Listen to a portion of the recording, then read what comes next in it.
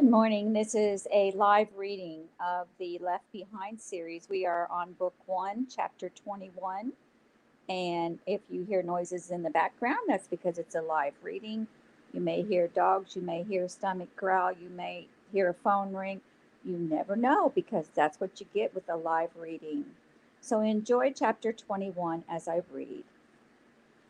When Buck and Chloe reconnected with Hattie and Chloe's father, it was clear Hattie had been crying. Buck didn't feel close enough to ask what was wrong, and she never offered. Buck was glad for the opportunity to interview Rayford Steele, but his emotions were mixed. The reactions of the captain who had piloted the plane on which he had been a passenger when the disappearances occurred would add drama to his story. But even more, he wanted to spend time with Chloe. Buck would run back to the office, then home to change, and meet them later at the Carlisle. At the office, he took a call from Stanton Bailey, asking how soon he could go to Chicago to get Lucinda Washington replaced. Soon, but I don't want to miss developments at the UN. Everything happening there tomorrow morning you already know about from Plank, Bailey said. Word I get is it's already starting to come down. Plank assumes his new position in the morning, denies Carpathia's interest, reiterates what it would take, and we all wait and see if anybody bites. I don't think they will. I wish they would, Buck said, still hoping he could trust Carpathia and eager to see what the men would do about Stonigal and Todd Cawthorn. I do too, Bailey said. But what are the odds? He's a man for this time, but his global disarmament and his reorganization plans are too ambitious. It'll never happen. I know, but if you were deciding, wouldn't you go along with it? Yeah, Bailey said, sighing. I probably would. I'm so tired of war and violence. I'd probably even go for moving the place to this new Babylon. Maybe the UN delegates will be smart enough to know the world is ready for Carpathia, Buck said. Wouldn't that be too good to be true, Bailey said. Don't bet the farm or hold your breath or whatever it is you're not supposed to do when the odds are against you. Buck told his new boss he would fly to Chicago the next morning and get back to New York by Sunday night.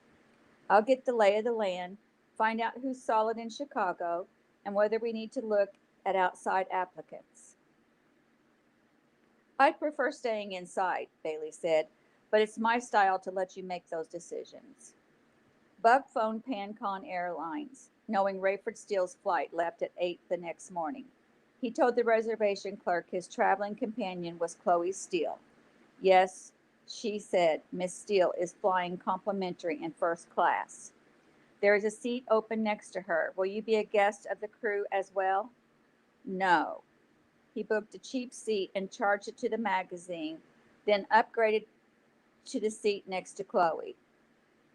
He would say nothing that night about going to Chicago. It had been ages since Buck had worn a tie, but this was, after all, the Carlisle Hotel dining room. He wouldn't have gotten in without one. Fortunately, they were directed to a private table in a little alcove where he could stash his bag without appearing gauche. His table mates assumed he needed the bag for his equipment, not aware he had packed a change of clothes, too. Chloe was radiant, looking 5 years older in a classy evening dress. It was clear she and Hattie had spent the late afternoon in a beauty salon. Rayford thought his daughter looked stunning that evening, and he wondered what the magazine writer thought of her. Clearly, this Williams guy was too old for her. Rayford had spent his free hours before dinner napping and then praying that he would have the same courage and clarity he'd had with Hattie. He had no idea what she thought except that he was sweet for telling her everything. He wasn't sure whether that was sarcasm or condescension. He could only hope he had gotten through. That she had spent time alone with Chloe might have been good. Rayford hoped Chloe wasn't so antagonistic and close-minded that she had become an ally against him with Hattie. At the restaurant, William seemed to gaze at Chloe and ignore Hattie. Rayford considered this insensitive, but it didn't seem to bother Hattie. Maybe Hattie was matchmaking behind his back. Rayford himself had said nothing about Hattie's new look for the evening, but that was by design. She was striking and always had been, but he was not going down that path again. During dinner, Rayford kept the conversation light. Buck said to let him know when he was ready to be interviewed. After dessert, Rayford spoke to the waiter privately. "We'd like to spend another hour or so here, if it's all right." "Sir, we do have an extensive reservation list." "I wouldn't want this table to be less than profitable for you," Rayford said, pressing a large bill into the waiter's palm. "So boot us out whenever it becomes necessary." The waiter peeked at the bill and slipped it into his pocket. "I'm sure you will not be disturbed," he said, and the water glasses were always full. Rayford enjoyed answering William's initial questions about his job, his training, his background, and upbringing. But he was eager to get on with his new mission in life, and finally the question came. Buck tried to concentrate on the captain's answers, but felt himself trying to impress Chloe, too. Everyone in the business knew he was one of the best in the world at interviewing. That and his ability to quickly sift through the stuff and make a readable, engaging article of it had made him who he was. Buck had breezed through the preliminaries, and he liked this guy. Steele seemed honest and sincere, smart and articulate. He realized he had seen a lot of Rayford and Chloe. "I'm ready," he said, "to ask your idea of what happened on that fateful flight to London. Do you have a theory?" The captain hesitated and smiled as if gathering himself. "I have more than a theory," he said. "You may think this sounds crazy, coming from a technically minded person like me, but I believe I have found the truth and know exactly what happened." Buck knew this would play well in the magazine. "Gotta appreciate a man who knows his mind," he said. "Here's your chance to tell the world." Chloe chose that moment to gently touch Buck's arm and ask if he minded if she excused herself for a moment. "I'll join you," Hattie said. Buck smiled, watching them go. "What was that?" he said. "A conspiracy? Were they supposed to leave me alone with you? Or have they heard this before and don't want to rehash it?" Rayford was privately frustrated, almost to the point of anger. That was the second time in a few hours that Chloe had somehow been spirited away at a crucial time. "I assure you that is not the case," he said, forcing himself to smile. He couldn't slow down and wait for their return. The question had been asked, he felt ready, and so he stepped off the edge of a social cliff, saying things he knew could get him categorized as a kook. As he had done with Hattie, he outlined his own spotty spiritual history and brought Williams up to the present in a little over half an hour, covering every detail he felt was relevant. At some point, the women returned. Buck sat without interrupting as this most lucid and earnest professional calmly propounded a theory that only 3 weeks before Buck would have found absurd. It sounded like things he had heard in church and from friends, but this guy had chapter and verse from the Bible to back it up. And this business of the two preachers in Jerusalem representing two witnesses predicted in the book of Revelation. Buck was aghast. He finally broke in. "That's interesting," he said. "Have you heard the latest?"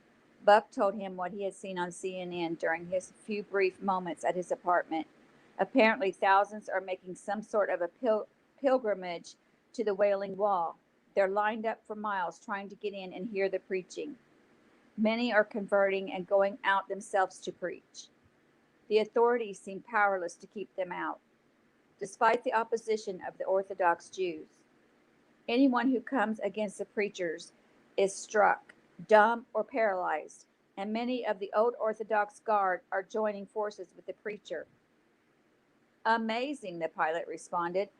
"But even more amazing, it was all predicted in the Bible." Buck was desperate to maintain his composure.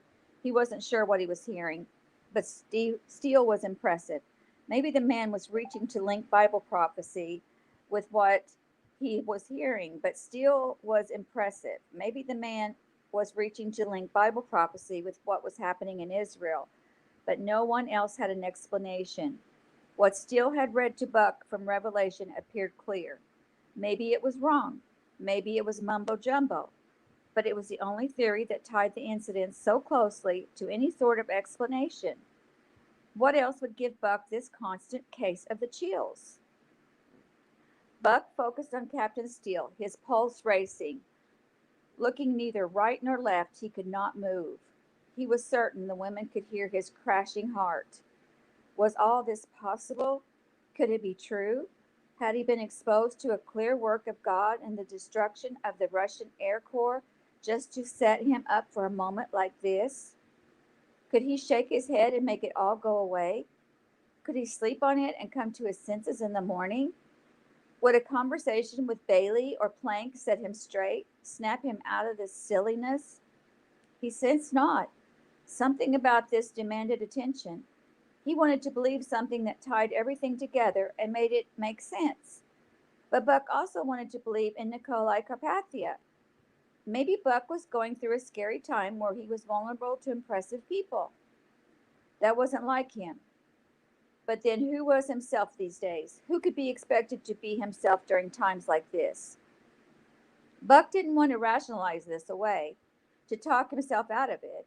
He wanted to ask Rayford Steele about his own sister-in-law and niece and nephew, but that would be personal. That would not relate to the story he was working on. This had not begun as a personal quest, a search for truth. This was merely a fact-finding mission and an element in a bigger story. In no way did Buck even begin to think he was going to pick a favorite theory and expose it as Global Weekly's position. He was supposed to round up all the theories, from the plausible to the bizarre.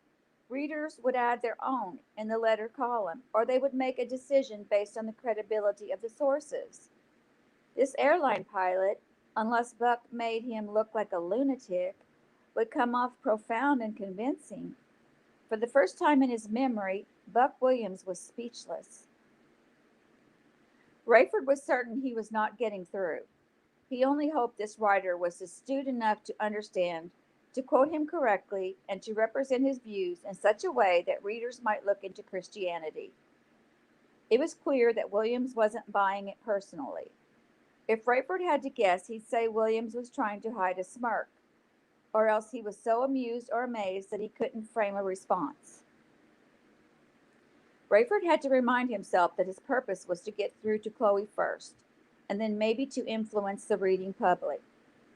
If the thing found its way into print, if Cameron Williams thought Rayford was totally out to lunch, he might just leave him out, along with all his cockamamie views. Buck did not trust himself to respond with coherence. He still had chills, yet he felt sticky with sweat. What was happening to him? He managed a whisper. "I want to thank you for your time and for dinner," he said. "I will get back to you before using any of your quotes." That was nonsense, of course. He had said it only to give himself a reason to reconnect with the pilot. He might have a lot of personal questions about this, but he never allowed people he interviewed to see their quotes in advance. He trusted his recorder and his memory, and he had never been accused of misquoting. Buck looked back up at the captain and saw a strange look cross his face. He looked, what? Disappointed? Yes, then resigned. Suddenly, Buck remembered who he was dealing with. This was an intelligent, educated man. Surely he knew that reporters never checked back with their sources. He probably thought he was getting a journalistic brush off. A rookie mistake, Buck. He reprimanded himself. You just underestimated your own source. Buck was putting his equipment away when he noticed Chloe was crying, tears streaming down her face. What was it with these women? Hattie Durham had been weeping when she and the captain had finished talking that afternoon. Now Chloe? Buck could identify, at least with Chloe, if she was crying because she had been moved by her father's sincerity and earnestness. It was no surprise. Buck had a lump in his throat, and for the first time since he had lain face down in fear in Israel during the Russian attack, he wished he had a private place to cry. "Could I ask you one more thing off the record?" he said. "May I ask what you and Hattie were talking about this afternoon in the club?" "Buck," Hattie scolded, "that's none of your—" "If you don't want to say, I'll understand," Buck said. "I was just curious." "Well, much of it was personal," the captain said. "Fair enough." "But Hattie, I don't see any harm in telling him that the rest of it was what we just went over, do you?" She shrugged. "Still off the record, Hattie. Buck said. Do you mind if I ask your reaction to all this? Why off the record? Hattie snapped. The opinions of a pilot are important, but the opinions of a flight attendant aren't. I'll put you on the machine if you want, he said. I didn't know you wanted to be on the record. I don't, she said. I just wanted to be asked. It's too late now. And you don't care to say what you think. No, I'll tell you, I think Rayford is sincere and thoughtful. Whether he's right, I have no idea. That's all beyond me and very foreign. But I am convinced he believes it. Whether he should or not, with his background and all that, I don't know. Maybe he's susceptible to it because of losing his family. Buck nodded, realizing he was closer to buying Rayford's theory than Hattie was.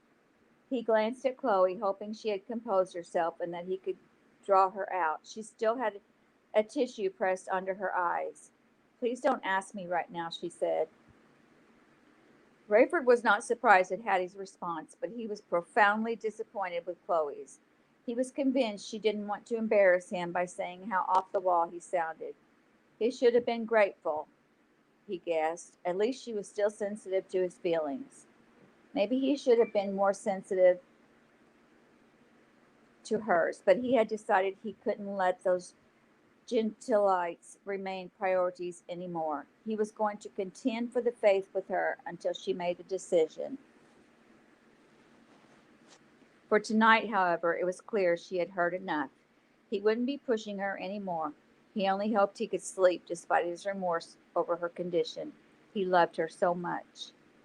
Mr. Williams, he said, standing and thrusting out his hand, it's been a pleasure. The pastor I told you about in Illinois really has a handle on this stuff and knows much more than I do about the Antichrist and all. It might be worth a call if you want to know any more. Bruce Barnes, New Hope Village Church, Mount Prospect. I'll keep that in mind, Buck said. Rayford was convinced Williams was merely being polite. Talking to this Barnes was a great idea, Buck thought. Maybe he'd find the time the next day in Chicago. That way he could pursue this for himself and not confuse the professional angle with his own interest. The foursome moseyed to the lobby. I'm going to say my good nights, Hattie said. I've got the earlier flight tomorrow. She thanked Rayford for dinner, whispered something to Chloe, which seemed to get no response, and thanked Buck for his hospitality that morning. I may just call Mr. Carpathia one of these days, she said. Buck resisted the urge to tell her what he knew about Carpathia's immediate future. He doubted the man would have time for her. Chloe looked as if she wanted to follow Hattie to the elevators and yet wanted to say something to Buck as well. He was shocked when she said, Give me a minute, will you, Daddy? I'll be right up. Buck found himself flattered that Chloe had hung back to say goodbye personally. But she was still emotional. Her voice was quavery as she formally told him what a good time she had had that day. He tried to prolong the conversation. Your dad is a pretty impressive guy, he said. I know, she said, especially lately. I can see why you might agree with him on a lot of that stuff. You can? Sure, I have a lot of thinking to do myself. You give him a hard time about it, though, huh? I used to, not anymore. Why not? You can see how much it means to him. Buck nodded. She seemed on the edge emotionally again. He reached to take her hand. It's been wonderful spending time with you, he said. She chuckled as if embarrassed about what she was thinking. What? He pressed. Oh, nothing. It's silly. Come on, what? We've both been silly today. Well, I feel stupid, she said. I just met you, and I'm really going to miss you. If you get through Chicago, you have to call. It's a promise, Buck said. I can't say when, but let's just say sooner than you think. And that is the end of chapter 21. Next, we'll be reading chapter 22. And thank you so much for joining me. Have a great day. You're free to go.